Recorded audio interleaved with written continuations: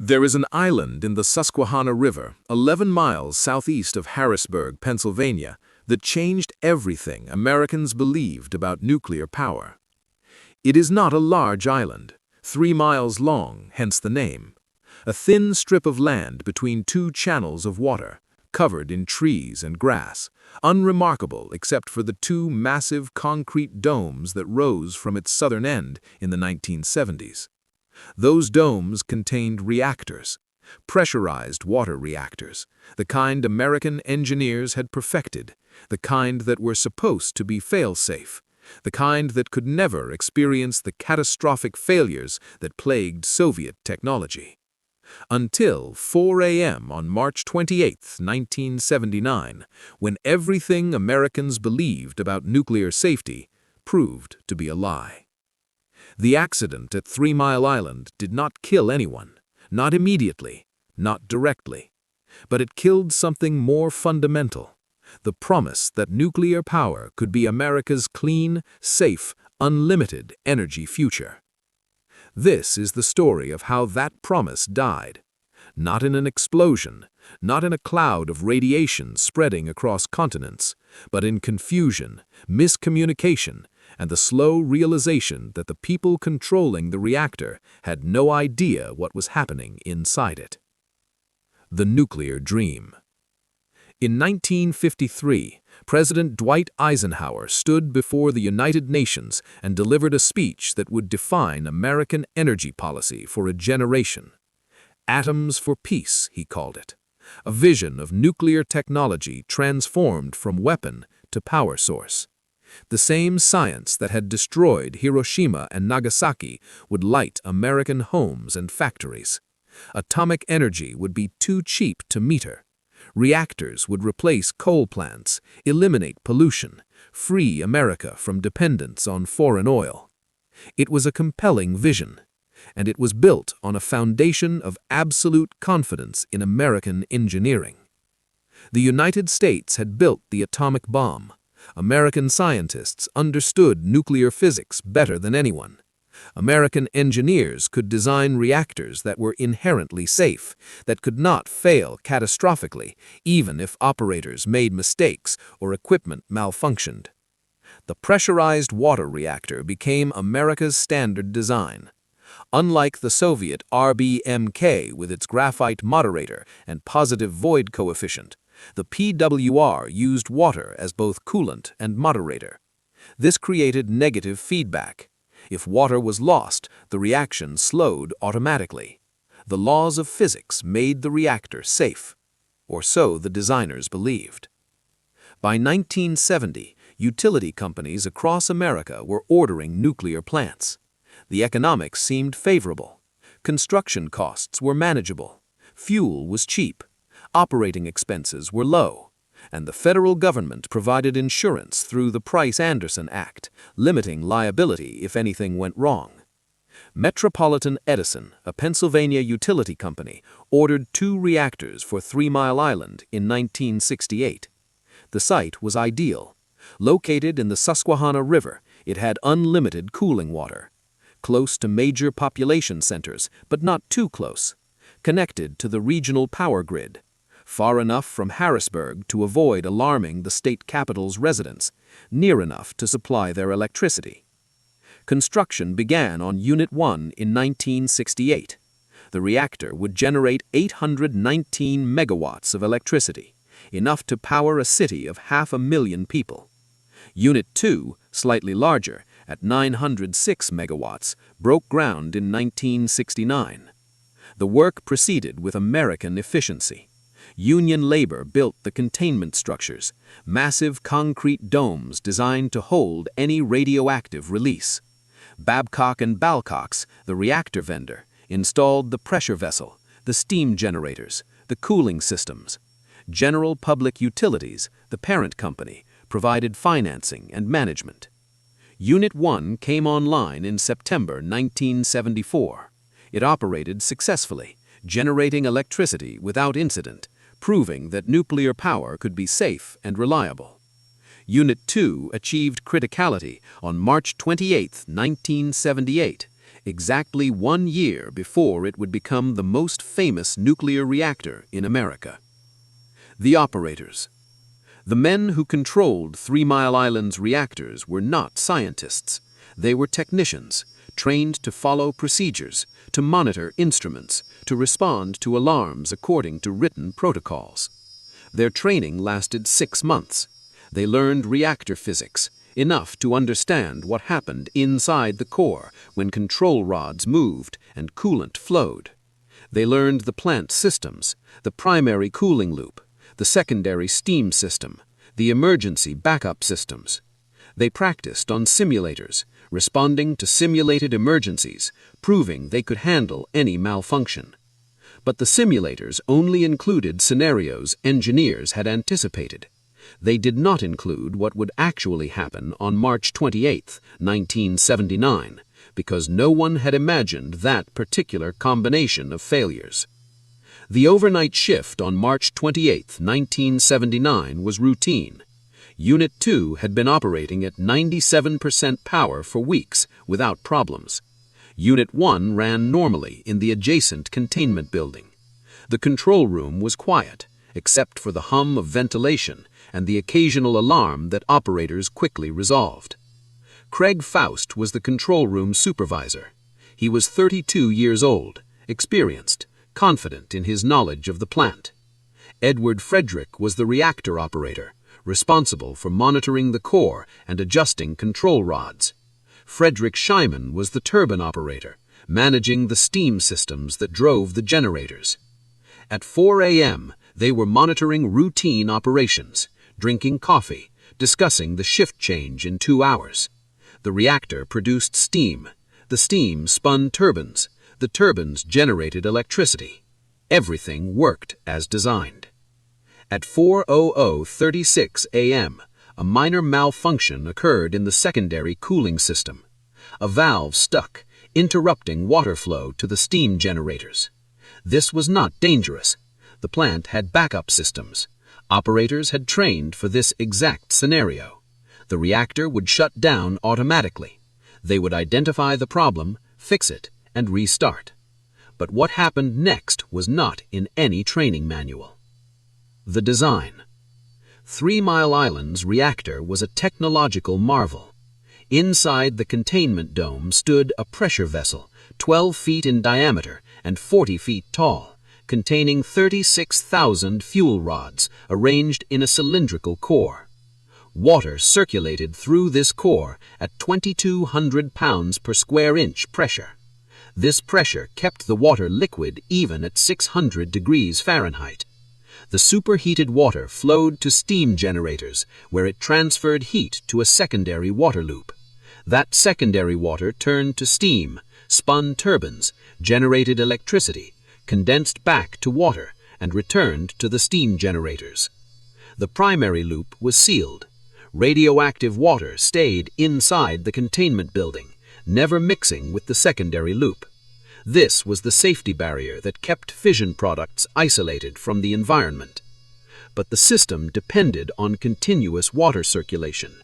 If flow stopped, the core would overheat, fuel rods would melt, radioactive material would escape the fuel pellets. Every reactor had multiple backup systems to prevent this.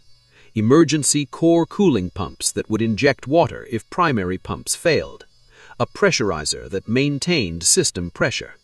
A pilot-operated relief valve that could vent steam if pressure became too high. And the operators had instruments that showed them everything happening inside the reactor. Temperature gauges, pressure indicators, water level displays, alarms that would alert them to any abnormality. These instruments would give operators all the information they needed to respond to any emergency. Except they wouldn't, because the instruments showed what was happening in the system, not what was happening in the core. And on March 28, 1979, that distinction would prove catastrophic. The island. 3 Mile Island was unremarkable before the reactors came. Local residents called it Shelley Island, after an 18th-century farmer who owned it. The land flooded regularly when the Susquehanna rose. Chapter 2. The Malfunction. At 4:03:46 a.m. on March 28, 1979, the secondary feed water pumps at 3 Mile Island Unit 2 stopped running. The cause was mundane. Water had leaked into the plant's instrument air system. When operators tried to clear a blockage in a pipe that processed radioactive wastewater, moisture got into the compressed air lines that controlled various valves throughout the plant. One of those valves controlled feed water flow to the steam generators. When moisture reached this valve, it stuck in the closed position. Instantly, the steam generators stopped receiving water. Without water to remove heat from the primary cooling loop, pressure in the reactor vessel began to rise. This happened in less than a second. The plant's automatic safety systems responded exactly as designed. At 4:01 a.m., control rods dropped into the reactor core, stopping the nuclear chain reaction. Turbines disconnected from the grid. The reactor began shutting down. Edward Frederick, the reactor operator, watched his control panel light up with indicators. He knew what had happened: loss of feed water, automatic scram, standard procedure. He'd trained for this dozens of times. The emergency feed water pumps activated automatically. These backup pumps would supply the steam generators while operators diagnosed the problem with the main pumps. Frederick saw lights indicating the emergency pumps were running. He saw pressure in the reactor vessel beginning to stabilize. Everything was working as designed. Except the emergency feed water wasn't actually reaching the steam generators. 2 days earlier, maintenance workers had closed 2 valves in the emergency feed water lines during a routine test. When they finished, they forgot to reopen them. Shift supervisors failed to verify valve positions during their rounds. The overnight crew assumed the system was ready when it wasn't. So when the emergency pumps activated, they pumped water into closed lines. The water had nowhere to go. The steam generators remained dry. And because the valves were in a position not visible from the main control panel, operators didn't know anything was wrong.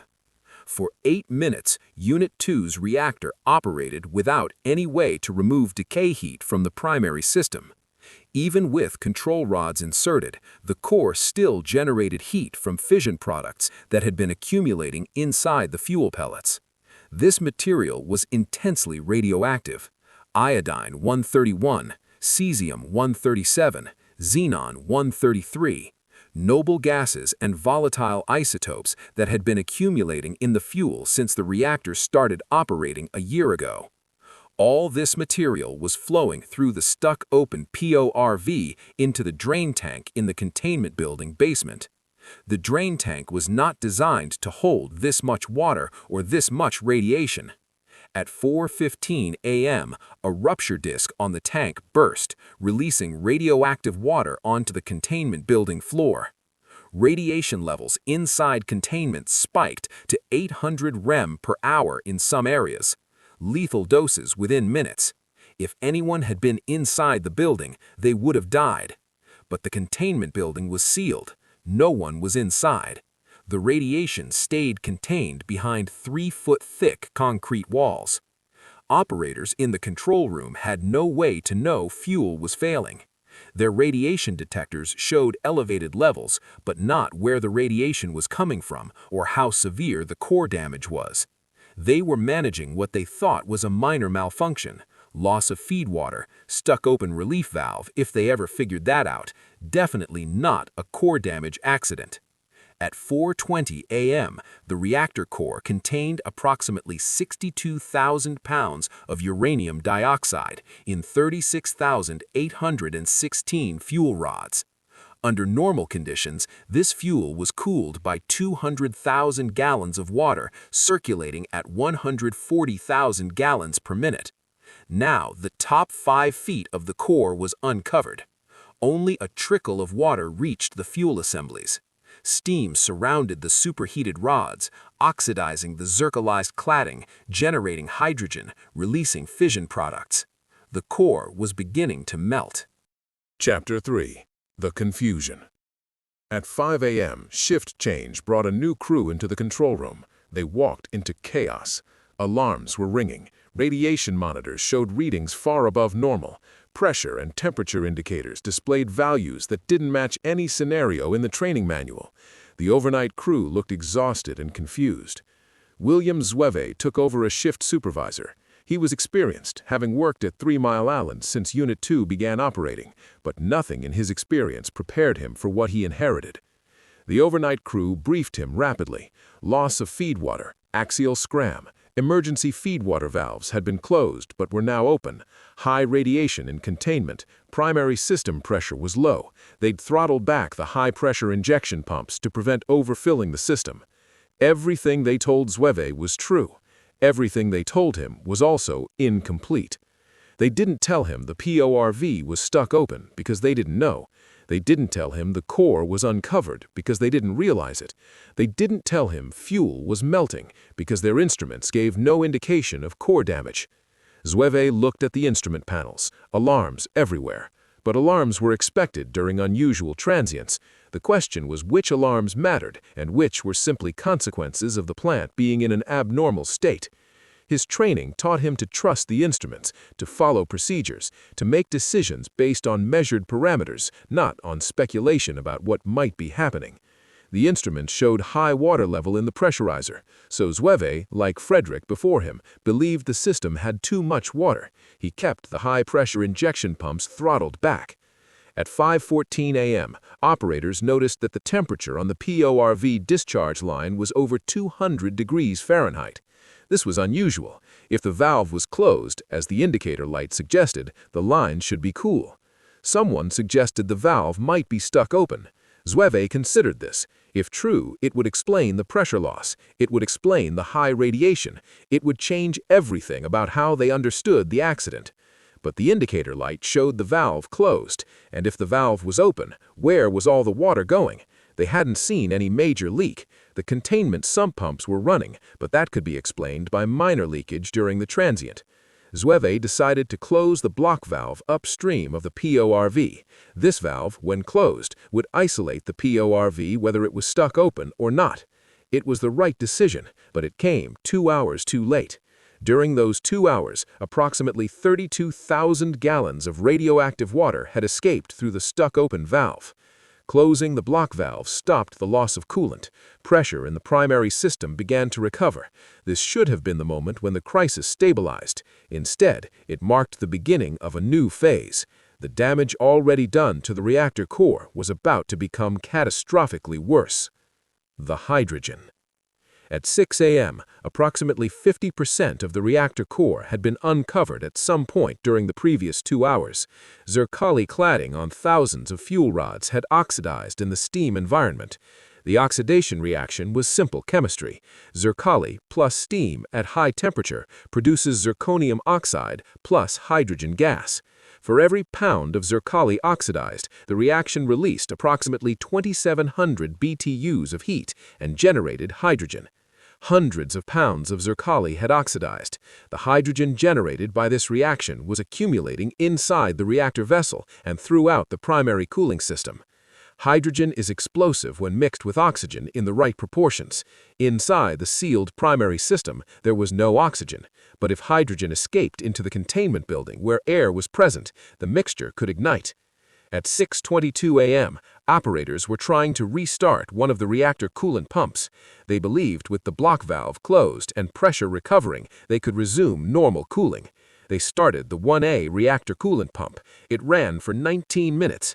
During that time, it pushed hydrogen gas and steam through the cooling loops, mixing the contents of the system, distributing hydrogen throughout the piping. At 6:41 a.m., the pump began vibrating severely. The operators shut it down. They tried the 1B pump. It also vibrated. They shut it down too. What they didn't realize was that the pumps were trying to circulate hydrogen gas and steam, not water. The core was so hot that any water reaching it immediately flashed to steam. The natural circulation that usually cooled the reactor had stopped. The core was in a steam environment with virtually no cooling. Fuel temperature was now exceeding 3,500 degrees Fahrenheit in some areas. At these temperatures, the uranium dioxide fuel itself was beginning to melt. Fuel doesn't melt uniformly. The hottest part is the center of each fuel pellet.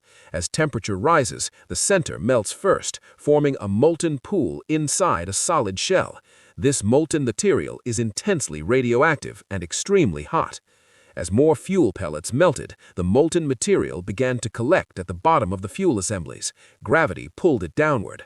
Solid structures that normally held fuel pellets in place were melting. The geometry of the core was changing. The plant manager.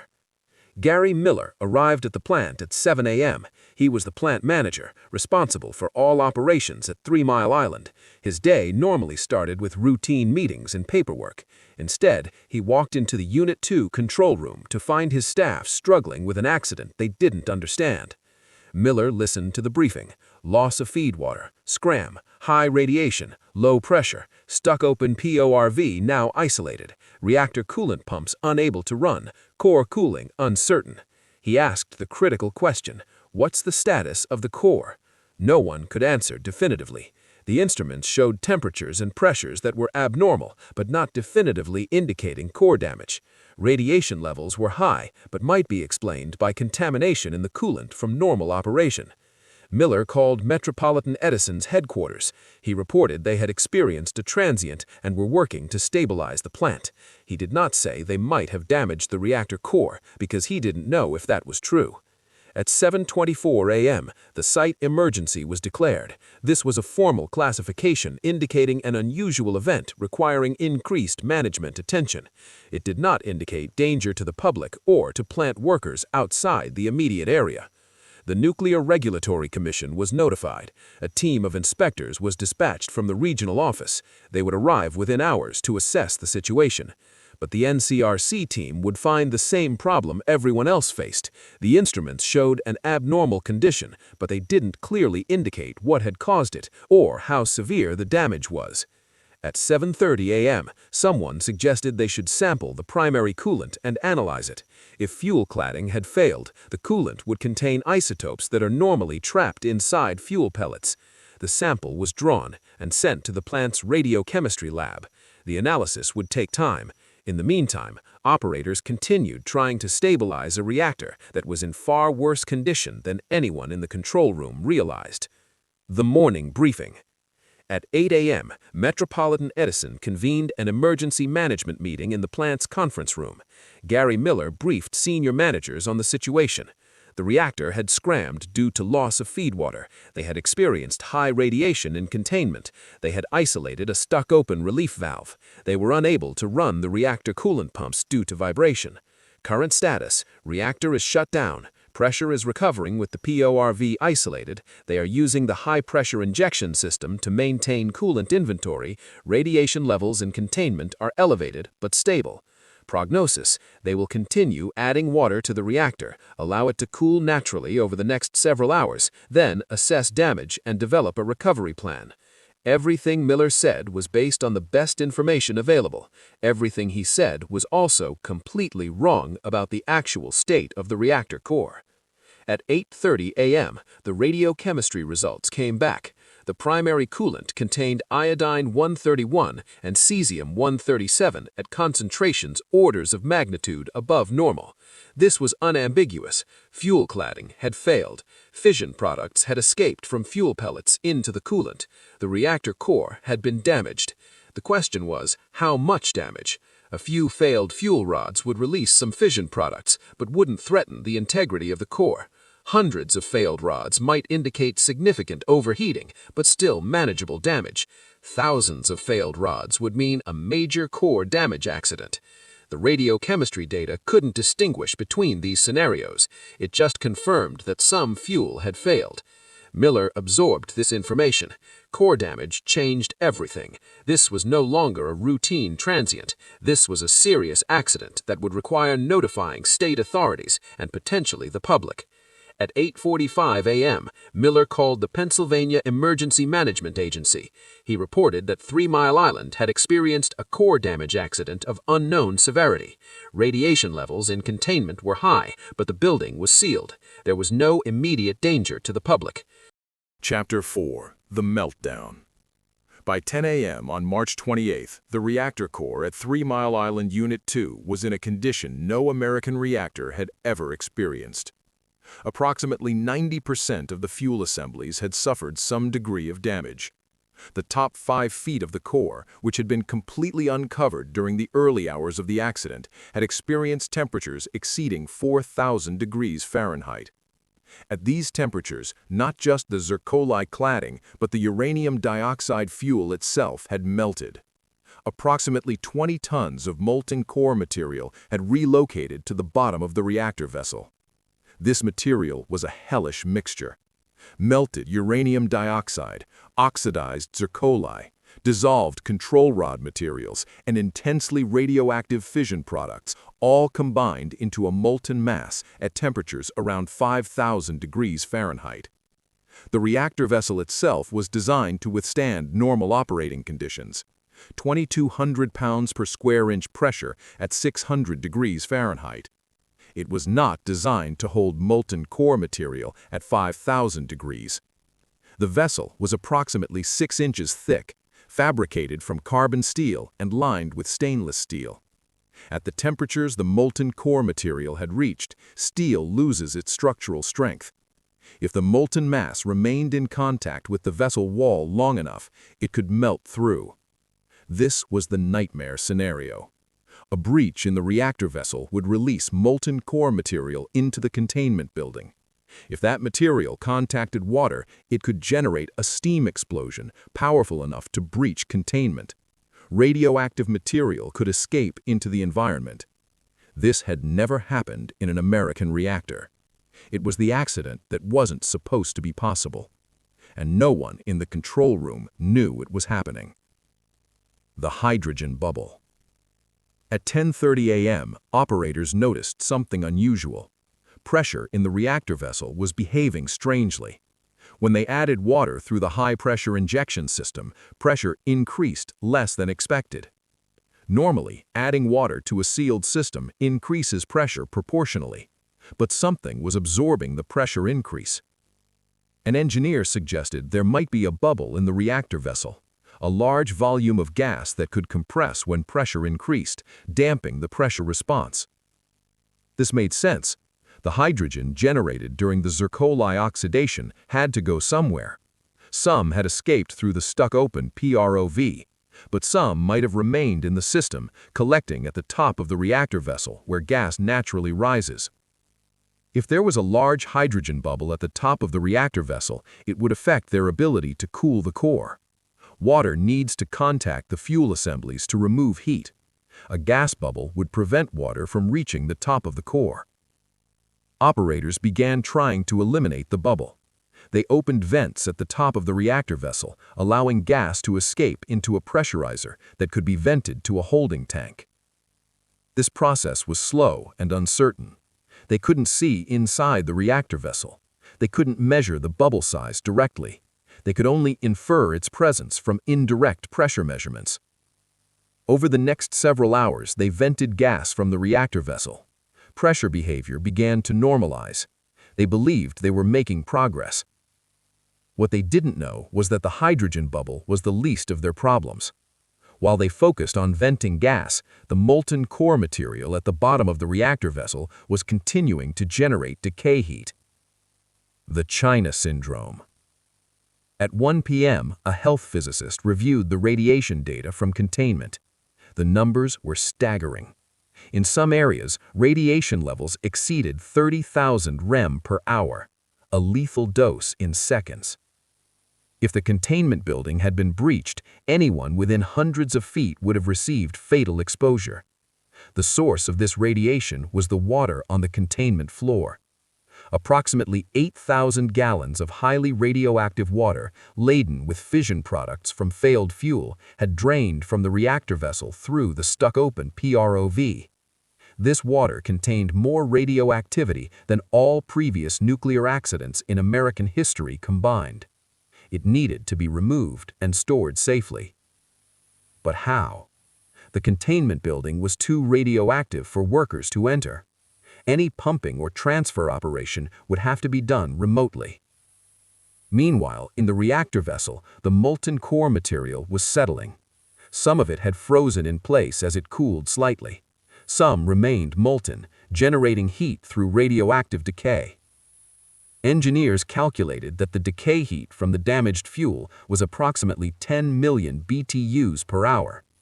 This heat had to be removed somehow, or the molten mass would continue heating, potentially melting through the reactor vessel.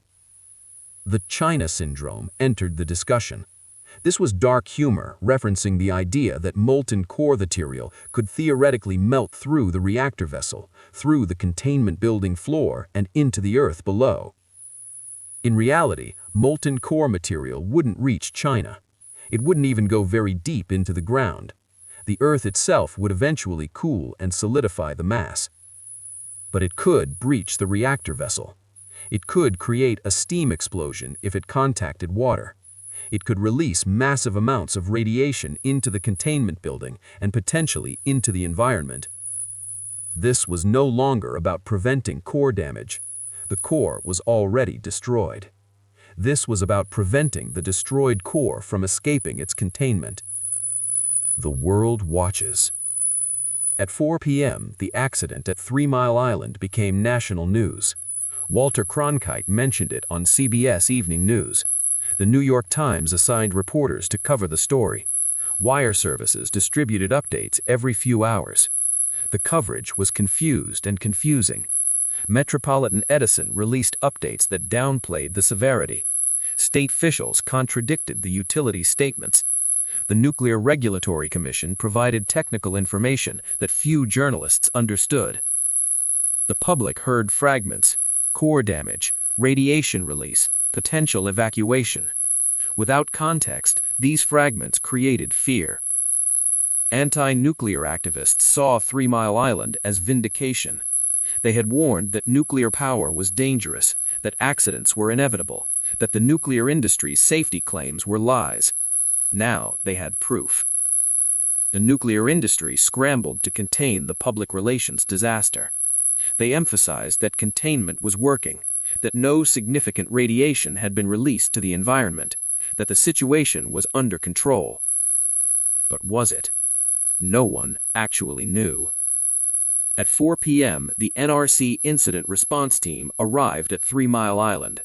They set up in a conference room and began reviewing data. What they found alarmed them. The core damage was extensive, far worse than Metropolitan Edison had initially indicated.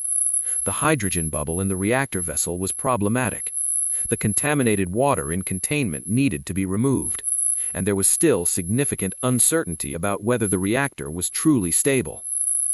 The NRC team leader, Harold Denton, called NRC headquarters in Washington. He reported that 3 Mile Island was the most serious nuclear accident in American history. The core was damaged, possibly destroyed. They needed to establish a federal presence at the site to coordinate the response. At 6 p.m., President Jimmy Carter was briefed on the situation. Carter was a former nuclear submarine officer, one of the few presidents with technical knowledge of reactors. He understood what core damage meant. He understood the potential consequences if the situation worsened. He ordered the NRC to take charge of the response. He activated federal emergency resources, and he began preparing for the possibility that he might need to order an evacuation of areas around the plant. The night. Night fell on 3 Mile Island with the reactor in an uncertain state. Operators continued adding water to maintain cooling. Engineers monitored pressure and temperature, looking for any indication that the molten core material was threatening the reactor vessel. In the control room, exhaustion was setting in. The operators had been managing the crisis for more than 14 hours. They were making decisions on minimal sleep, trying to interpret instruments that had never been designed for this situation. Gary Miller, the plant manager, remained at the site. He was living on coffee and adrenaline, coordinating between Metropolitan Edison management, the NRC, state officials, and his own staff. The radiation in containment remained dangerously high. The contaminated water remained on the containment floor. The hydrogen bubble. Chapter 5. The Panic. March 29, 1979, began with a discovery that turned uncertainty into fear. At 7 a.m., a radiation monitor at the plant's perimeter detected an unusual spike. For approximately 30 minutes, radiation levels outside the plant had increased noticeably above background. The spike corresponded to a venting operation inside the plant. Operators had released gas from a waste tank to relieve pressure. They believed the gas had been processed through filters that would remove radioactive particles. They were wrong. The filters had been saturated during the accident. When they vented, they released radioactive xenon-133 directly to the atmosphere. The amount released was small in absolute terms, approximately 0.0001% of the total radioactive inventory in the damaged core. But it was enough to trigger radiation monitors, and it was enough to fundamentally change the public's perception of the accident. Until that moment, Metropolitan Edison and state officials had insisted no radiation had been released to the environment. Containment had worked. The public was safe. Now, that statement was no longer true. The evacuation question. At 8 a.m., Pennsylvania Governor Richard Thornburgh convened an emergency meeting in Harrisburg. Present were state emergency officials, representatives from Metropolitan Edison, and NRC personnel. The question was simple: should we evacuate? The arguments for evacuation were compelling. The reactor core was damaged, radiation had been released to the environment. The situation remained unstable. If conditions worsened, it might become necessary to evacuate quickly. Better to do it now in an orderly fashion than to wait until panic forced a chaotic evacuation. The arguments against were also strong. Approximately 300,000 people lived within a 20-mile radius of the plant. Evacuating that many people would require enormous resources, would disrupt lives and businesses, and would cause economic damage far exceeding the actual radiation danger. And there was still no clear evidence that a large radiation release was imminent. The containment building remained intact. The hydrogen bubble, while problematic, was not an immediate threat. The molten core material was generating decay heat, but calculations suggested the reactor vessel could withstand the temperature for days or weeks. Thornburgh listened to all arguments. Then he asked the NRC representatives a direct question. If this were your family living near the plant, would you evacuate them? The NRC team couldn't give a unified answer. Some said yes, out of caution. Others said no, the risk didn't justify disruption. The scientific data didn't support a clear recommendation either way. Thornburgh made a decision. He would issue a precautionary advisory. He would recommend that pregnant women and young children within a 5-mile radius of the plant voluntarily leave the area until the situation stabilized. This was intended as a moderate, cautious approach. It would protect the most vulnerable populations without triggering mass panic. It had the opposite effect. The exodus. When Governor Thornburgh's advisory was announced at 12:30 p.m. on March 30th, it triggered the largest spontaneous evacuation in American history. The advisory said pregnant women and young children within 5 miles should leave, but many people heard evacuation and didn't wait for details. They packed whatever they could fit in their cars and left immediately.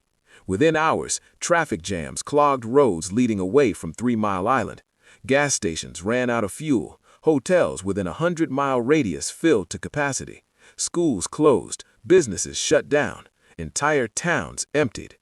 By evening, an estimated 200,000 people had left the area, far more than the advisory recommended, far more than officials anticipated. The exodus was driven by fear, not by radiation measurements. Actual radiation levels outside the plant remained minimal. The venting incident had released such a small amount that even at the plant boundary, exposure was less than a chest X-ray. But people didn't trust official statements anymore. Metropolitan Edison said there was no danger, then admitted radiation had been released.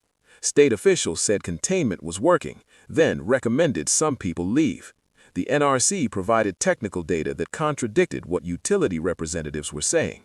If the experts couldn't agree, how could ordinary people assess the danger? In the absence of trustworthy information, people assumed the worst. They remembered Hiroshima and Nagasaki. They imagined invisible radiation poisoning their children. They heard the term meltdown on television and pictured apocalyptic scenarios. The reality was far less dramatic. 3 Mile Island was not going to explode like an atomic bomb. It was not going to create a radioactive wasteland. The containment building was doing exactly what it was designed to do, holding the radiation inside. But perception mattered more than reality, and the perception was that 3 Mile Island was out of control. The President. On April 1st, 4 days after the accident began, President Jimmy Carter flew to 3 Mile Island. It was an extraordinary gesture. Presidents don't visit ongoing industrial accidents, but Carter understood that 3 Mile Island had become more than an engineering problem. It had become a crisis of confidence in nuclear power and in government's ability to protect the public. Carter toured the plant, wearing yellow protective booties over his shoes, accompanied by Harold Denton from the NRC. He spoke with operators in the control room. He reviewed damage assessments and stability calculations. Then he held a press conference in Middletown, the closest community to the plant. I want to assure the people of this area that the situation at 3 Mile Island is stable. The reactor is being cooled. Radiation levels outside the plant are minimal and declining. The danger to public health is very small. He continued, I know there has been confusion and conflicting information. I know people are frightened, but I want you to know that the best experts in the country are working on this, and they believe the situation is under control. Carter's presence was calculated to restore confidence. If the president himself was willing to visit 3 Mile Island, it couldn't be as dangerous as people feared. The strategy worked, partially. Carter's visit marked a turning point. Panic began to subside. Some evacuees started returning home. Media coverage became less apocalyptic. But the damage to nuclear power's reputation was irreversible. The bubble. While President Carter toured the plant, engineers were still struggling with the hydrogen bubble. Initial calculations suggested the bubble contained 1,000 cubic feet of hydrogen. At those concentrations, if oxygen were somehow introduced into the reactor vessel, the mixture could ignite. An explosion inside the vessel might not breach containment, but it would complicate cooling efforts and could cause additional damage. The NRC commissioned analysis to determine if oxygen could be generated inside the reactor vessel. The answer was disturbing. Yes, potentially. Radiation can decompose water into hydrogen and oxygen. If enough oxygen accumulated in the bubble, it could create an explosive mixture. This analysis triggered alarm at NRC headquarters. If the hydrogen bubble could explode, that changed the entire risk assessment. It meant the reactor was not stable, that conditions could suddenly worsen, that evacuation might be necessary after all. But when independent experts reviewed the calculations, they found an error. The radiation levels required to generate significant oxygen were far higher than what existed in the reactor vessel. The hydrogen bubble might be problematic for cooling, but it wasn't going to explode. This correction came too late to prevent another round of alarming news coverage. Headlines warned of potential explosion. Television reporters described the hydrogen bubble as a ticking bomb. The actual situation was more mundane. Operators continued venting hydrogen from the reactor vessel. The bubble shrank gradually. By April 2nd, it had been reduced to the point where it no longer affected cooling. The crisis that had dominated headlines for days ended not with an explosion, but with patient engineering work that nobody noticed. Chapter 6. The Aftermath. By April 10, 1979, 13 days after the accident began, 3 Mile Island Unit 2 had achieved what engineers called cold shutdown. Core temperature had dropped below 200 degrees Fahrenheit. Decay heat was being removed by residual heat removal systems. Pressure had been reduced to atmospheric. The reactor was stable. But stable was a relative term. The core was destroyed. Approximately 70% of the fuel had melted. 20 tons of core material sat at the bottom of the reactor vessel in a solidified mass. Radiation levels inside containment remained lethally high. Unit 2 would never generate electricity again. The question was, what would be done with the ruined reactor? The cleanup. The initial assessment suggested the cleanup would take 3 years and cost $400 million. It took 14 years and cost $973 million. The first challenge was removing the contaminated water from the containment building. 8,000 gallons of highly radioactive water sat on the containment floor, plus another 600,000 gallons in various tanks and sumps throughout the plant. This water contained more than 7,800 curies of radioactive material, primarily cesium-137 and strontium-90. It couldn't be simply pumped out and released. It needed to be processed through filters and ion exchange systems to remove radioactive isotopes, then stored in specially designed tanks. The processing began in 1980 and took 3 years. Workers operated remotely controlled systems from shielded control rooms. When equipment failed, as it frequently did in the high radiation environment, repairs required extensive planning and specialized robotic tools. By 1983, the water was removed, but the containment building interior remained contaminated. Walls, floors, equipment, everything was coated with radioactive particles. Decontamination required workers to enter the building in protective suits, scrub surfaces with special solutions, remove contaminated paint and coatings, and package the waste for disposal. Workers could spend only minutes inside before radiation exposure limits required them to leave. By 1985, the containment building was decontaminated enough that workers could access the reactor vessel. The next phase could begin, removing the destroyed core. Defueling. In July 1985, engineers began the process of removing fuel from the Unit 2 reactor vessel. They had never done this before. No one had. No American reactor had experienced core meltdown, and no one had developed procedures for dealing with destroyed fuel. The work required designing specialized tools, long-handled scoops that could reach into the reactor vessel from above, cameras that could operate in intense radiation, containers that could safely hold chunks of melted uranium dioxide. Workers operated from a platform above the reactor vessel, looking down into the wreckage. What they saw was disturbing. The top of the core was rubble. Fuel assemblies that once stood in precise geometric arrangements were broken and collapsed. Melted material had frozen in grotesque shapes. The damage was far more extensive than anyone had predicted. Over the next 5 years, workers removed approximately 100 tons of destroyed fuel from the reactor vessel. They packaged it in specially designed canisters and shipped it to Idaho National Laboratory for study. By 1990, the reactor vessel was empty, but approximately 5 tons of core material remained unaccounted for. It had melted through the core support structures and solidified in areas that couldn't be accessed with existing tools. That material remains there today, entombed in the reactor vessel, too radioactive to remove, too dangerous to abandon. The cost. The financial impact of 3 Mile Island extended far beyond the cleanup costs. Metropolitan Edison faced billions in claims from evacuees, from businesses that suffered losses, from property owners who saw real estate values decline. The company never recovered. It was eventually absorbed through mergers, its identity erased. The nuclear industry as a whole suffered catastrophic damage. Orders for new reactors stopped immediately. Plants under construction were canceled. Projects in planning stages were abandoned. Before 3 Mile Island, American utilities had ordered 253 nuclear reactors. After 3 Mile Island, they ordered 0. Construction costs for nuclear plants skyrocketed as regulators demanded additional safety systems. Licensing became more complex and time-consuming. Public opposition intensified, delaying or preventing new projects. The last nuclear reactor ordered in the United States before 3 Mile Island began operating in 1996. The next new reactor wouldn't come online until 2016, 40 years later.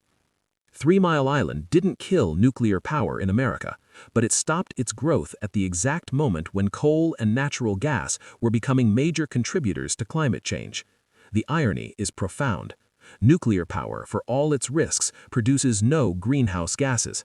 If the nuclear expansion planned in the 1970s had continued, America's carbon emissions would be dramatically lower today. 3 Mile Island may have prevented some radiation exposure, but it may have contributed to climate change that will affect billions. The legacy. Unit 2 remains at 3 Mile Island, its containment dome visible from the Pennsylvania Turnpike. Inside, the reactor vessel still holds radioactive material that will remain dangerous for centuries. Unit 1, which was not damaged in the accident, continued operating until 2019. It shut down not because of safety concerns, but because it could no longer compete economically with natural gas plants. The lessons from 3 Mile Island reshaped nuclear safety worldwide. New instruments were developed to directly measure reactor core water level. Operator training was completely redesigned. Emergency procedures were rewritten to prevent the kind of confusion that had crippled response at TMI.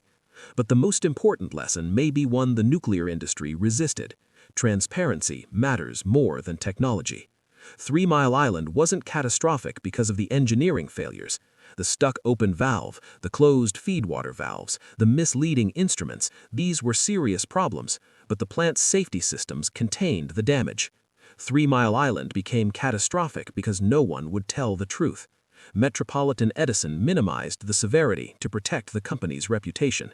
State officials contradicted the utility but couldn't provide clear alternatives. The NRC gave technical information that confused rather than clarified. And the public, faced with contradictory statements from authorities who seemed to be guessing, assumed the worst. The radiation released from 3 Mile Island was minimal. Studies have found no measurable increase in cancer rates among people living near the plant. The health impact was essentially zero. But the damage to public trust was total. Before 3 Mile Island, Americans believed engineers when they said nuclear plants were safe. After 3 Mile Island, that belief was gone. Before TMI, government assurances about radiation danger were accepted. After TMI, those assurances were questioned. Before TMI, nuclear power was America's energy future. After TMI, it was a technology people feared and rejected. On March 28, 1979, at 4 a.m., a valve stuck open in a reactor in Pennsylvania. That valve stayed open for 2 hours. In those 2 hours, it destroyed a reactor, devastated an industry, and changed how Americans thought about nuclear power forever. The reactor was eventually stabilized, the radiation was contained, the cleanup was completed. But the promise that nuclear power could be America's clean energy future, that promise melted down at 3 Mile Island, and 45 years later, it still hasn't recovered.